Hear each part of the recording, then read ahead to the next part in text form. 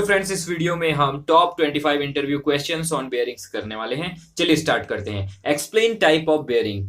Two types of bearing, frictional bearing and anti frictional bearing. Bearing दो types के होते हैं, एक होता है फ्रिक्शन बेयरिंग, एक होता है anti friction bearing. Friction bearing bush bearings को कहा जाता है, जबकि एंटी फ्रिक्शन बेयरिंग में बॉल बेयरिंग, रोलर बेयरिंग्स आते हैं। Why bearings are used, bearing का इस्तेमाल क्यों किया जाता है, बेयरिंग क्यों यूज किए जाते हैं।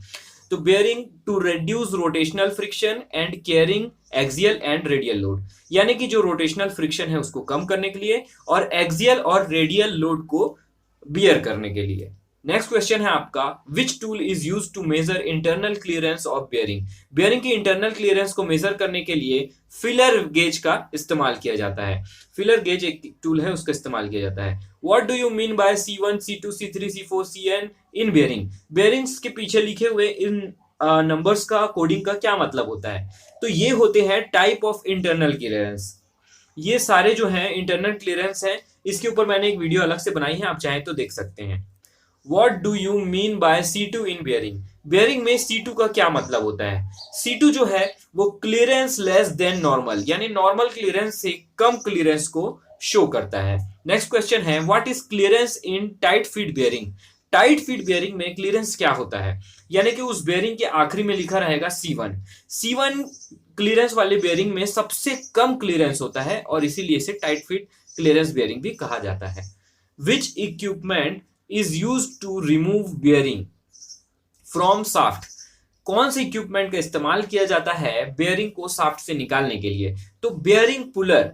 बेयरिंग पुलर एक इक्विपमेंट है जिसका इस्तेमाल करके बेयरिंग को सावधानी से और आसानी से निकाला जा सकता है। What first digit indicate in bearing. Bearing में पहला डिजिट क्या इंडिकेट करता है, तो वो इंडिकेट करता है टाइप ऑफ बेयरिंग। जैसे कि यहाँ पे एग्जांपल है 22211 में स्टार्टिंग 2 है, तो वो क्या डिनोट कर रहा है, वो टाइप ऑफ बेयरिंग डिनोट कर रहा है। ठीक है फ्रेंड्स, तो सामने का डिजिट टाइप बताता है कि कौन से टाइप का बेयरिंग है। What is function of cage in bearing. Cage जो लगा रहता है बेयरिंग में, उसका क्या फंक्शन है, क्या काम है उसका। Its main function is to maintain the distance between rolling element. उसके अंदर में जो रोलिंग इक्विपमेंट्स है, जो बाल या फिर बॉल है या फिर रोलर है, उनके बीच में प्रॉपर गैप मेंटेन करना ताकि वो आराम से घूम सके। What is normal operating temperature of bearing. किसी भी बेयरिंग्स की नॉर्मल वर्किंग कंडीशन में, नॉर्मल कंडीशन में उसका ऑपरेटिंग टेम्परेचर कितना रहता है, तो वो रहता है 40 से 80 डिग्री सेंटीग्रेड तक। इससे ज्यादा होने पर भी प्रॉब्लम हो सकती है। नेक्स्ट है आपका, reason for bearing failure. Bearing के फेल होने के पीछे क्या क्या रीजन हो सकते हैं, क्या कारण हो सकते हैं। तो चलिए, सबसे पहला रीजन हो सकता है लैक ऑफ ल्यूब्रिकेशन, यानी अगर उसमें ल्यूब्रिकेशन, ऑयल, ग्रीस वगैरह ग्रीस नहीं है तो वो जल्दी फेल हो जाएगा। नेक्स्ट है आपका ड्यू टू मिस अलाइनमेंट। अगर मिस अलाइनमेंट रहेगा तब भी आपका बेयरिंग जो है वो फेल हो जाएगा, क्योंकि उसमें प्रॉपर लोड नहीं पड़ेगा। तीसरा है एक्सेस लोड। अगर ज्यादा लोड पड़ेगा, बेयरिंग की जितनी लोड कैपेसिटी है उससे ज्यादा लोड वहां पर बेयरिंग के ऊपर पड़ेगा, तब भी बेयरिंग जो है वो फेल हो जाएगा। नेक्स्ट है आपका इंक्रीज्ड क्लियरेंस। बेयरिंग कंटिन्यू अगर रनिंग कंडीशन में है तो धीरे धीरे उसकी क्लियरेंस बढ़ जाती है और क्लियरेंस बढ़ने की वजह से भी बेयरिंग फेल हो सकता है। नेक्स्ट है आपका डैमेज ऑफ सील और ब्लॉक। सील और ब्लॉक के डैमेज होने से भी उसके अंदर डस्ट चले जाएंगे और डस्ट पार्टिकल जाने की वजह से बेयरिंग धीरे धीरे फेल हो जाएगा, जाम हो जाएगा। What do you mean by के इन बेयरिंग। बेयरिंग में बेयरिंग के आखिरी में अगर के लिखा हुआ है तो उससे क्या मतलब है, उसका क्या मतलब होता है। तो उसका मतलब ये होता है कि ये बेयरिंग जो है वो बेयरिंग विथ टेपर बोर। जितने भी बेयरिंग्स हैं जिनका टेपर बोर होता है, उसके आगे में बेयरिंग नंबर के आखिरी में लिखा रहता है के, कहीं कहीं पे ई के भी लिखा रहता है। नेक्स्ट है आपका, which adapter sleeve is used in bearing number 22215 E K. कौन सा एडॉप्टर स्लीव यूज होगा इस बेयरिंग में। तो दोस्तों, इस बेयरिंग में यूज होगा एडॉप्टर स्लीव नंबर H315। तो जो आखिरी का जो डिजिट होता है, लास्ट 3 डिजिट में अगर 100 हम ऐड कर दें तो हमको एडॉप्टर स्लीव का नंबर मिल जाता है, और ये टेपर बोर बेयरिंग्स में एडॉप्टर स्लीव लगते हैं मोस्टली। नेक्स्ट है block number for bearing 22215 E के जो बेयरिंग है उसमें कौन सा ब्लॉक लगेगा।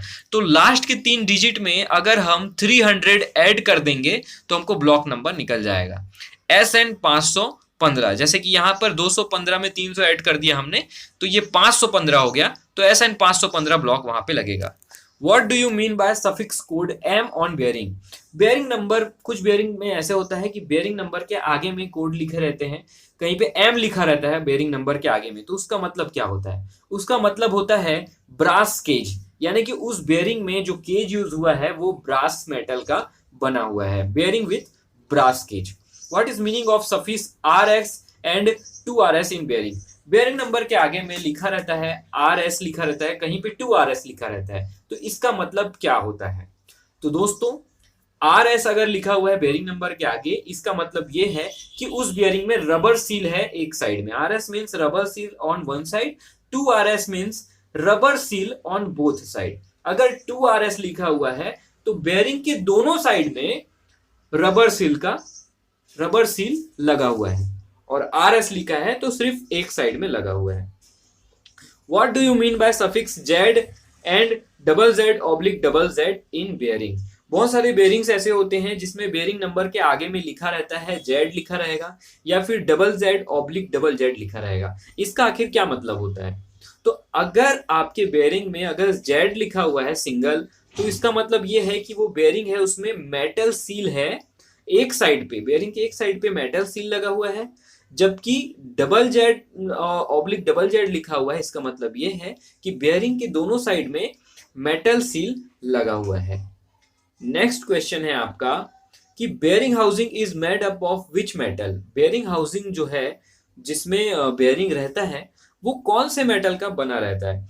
तो मोस्टली जो इंडस्ट्रीज में बेयरिंग यूज होते हैं उनके बेयरिंग की हाउसिंग जो है वो कास्ट आयरन का बना होता है, तो कास्ट आयरन इसका सही आंसर है। बेयरिंग बहुत इंपॉर्टेंट है फ्रेंड्स, बेयरिंग के बारे में अच्छे से आपको आना चाहिए। एनजे बेयरिंग मीन्स, कुछ बेयरिंग्स ऐसे होते हैं जिनमें एनजे लिखा रहता है ना, तो उसका मतलब क्या होता है? अगर बेयरिंग में एनजे लिखा हुआ है इसका मतलब होता है collar on inner race at one end. उस बेयरिंग के इनर रेस में कॉलर रहेगी एक एंड पर, ठीक है फ्रेंड्स, तो ऐसे बेयरिंग्स को एनजे बेयरिंग्स कहा जाता है। ये सारे इंपॉर्टेंट क्वेश्चंस है फ्रेंड्स, आप चाहें तो नोट डाउन भी कर सकते हैं। नेक्स्ट क्वेश्चन है what last 2 digit of bearing indicate?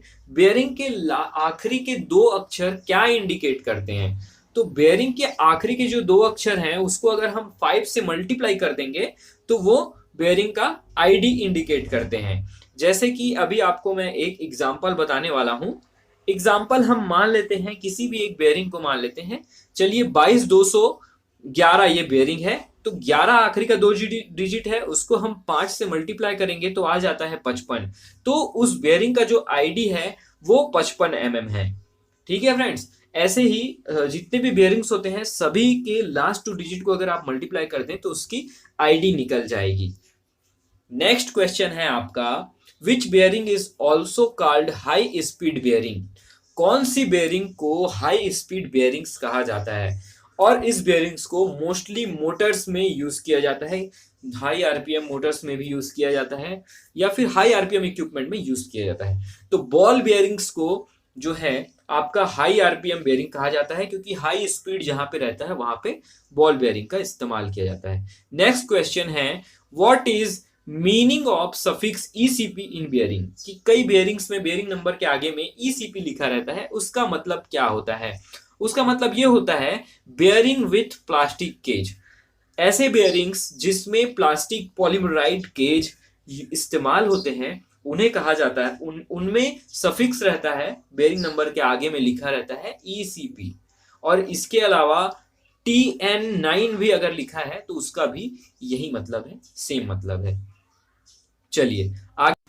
तो दोस्तों ये थे top 25 interview question on bearings. ये सारे क्वेश्चन इंटरव्यू में बहुत ज़्यादा पूछे जाते हैं, खासकर मैकेनिकल इंजीनियर या फिर मैकेनिकल फिटर्स के लिए ये बहुत ही इंपॉर्टेंट है। और दोस्तों मैं डिस्क्रिप्शन बॉक्स में लिंक डाल दूंगा, मैंने वीडियो बनाई है, फील्ड से मैंने बताया है कि बेयरिंग का क्लियरेंस कैसे चेक करता है, वो भी आप देख सकते हैं। आप ये भी देख सकते हैं बेयरिंग क्लियरेंस की जितने भी कोडिंग है C1 C2 C3 C5 सबके बारे में मैंने बताया है, वो भी आप लिंक डाल दूंगा उसका भी। और बेयरिंग सफिक्स के बारे में भी वीडियो बनाए हैं मैंने, सफिक्स कोड की मीनिंग। तो दोस्तों उम्मीद करता हूँ इस वीडियो को आप लाइक करेंगे।